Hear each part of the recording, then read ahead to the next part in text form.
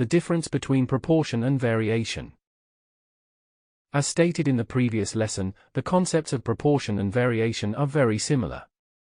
However, despite the similarity, they have their differences that make these two concepts distinguishable from each other. The first difference lies in the fact that a proportion does not necessarily involve related terms, i.e., the existence of one term of proportion does not necessarily imply the existence of the other term. For example, when we say that three sisters, A, B, and C, share everything the family owns in the ratio 3 to 4 to 5, we can form the proportion A to B to C equals 3 to 4, 5, but this proportion does not necessarily involve the existence of money to share. They can share everything else but money. Hence, when we say that an amount of $1,200 has to be shared among the three sisters in the way described, we are not referring to a variation but to a proportion instead, as the existence of the three sisters does not necessarily imply the existence of money to share.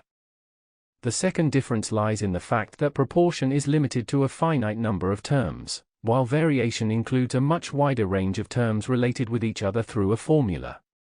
This leads to the plotting of a graph that includes all possible ordered pairs, where the first of values in each pair is always from the first set of values, while the second term from the second set.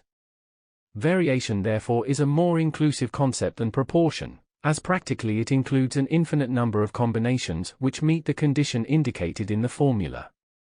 Many situations we have used in the previous tutorial of this chapter to illustrate proportions are in fact examples of variation. For example, the number of workers needed to complete a job versus the time needed to do the job can be considered either as an inverse proportion when we use a real-life approach, as the number of workers involved is practically finite, but also as a variation if we approach the situation mathematically, where the number of people involved in the process can be assumed as infinite, or when we consider not only the whole values. In the second case, we can plot a graph where the line is continuous, while if we consider the situation from the proportion viewpoint, the graph represents a set of dots representing the number of people versus the time taken to complete the job. Let's take a look at some examples where the relationship, number of people equals 12 over time taken, is shown based on the two approaches.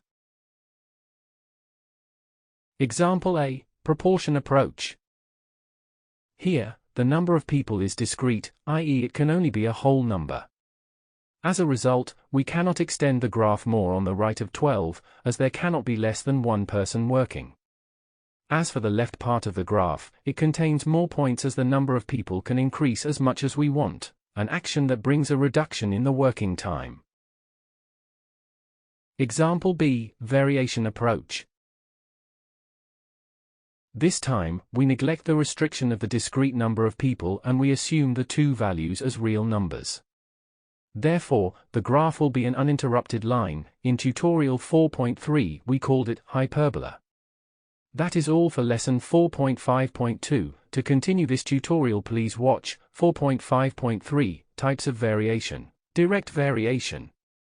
Thank you for watching. Make sure to like and subscribe to keep up to date with new videos. For more information, calculators, and tutorials, please visit www.icalculator.info.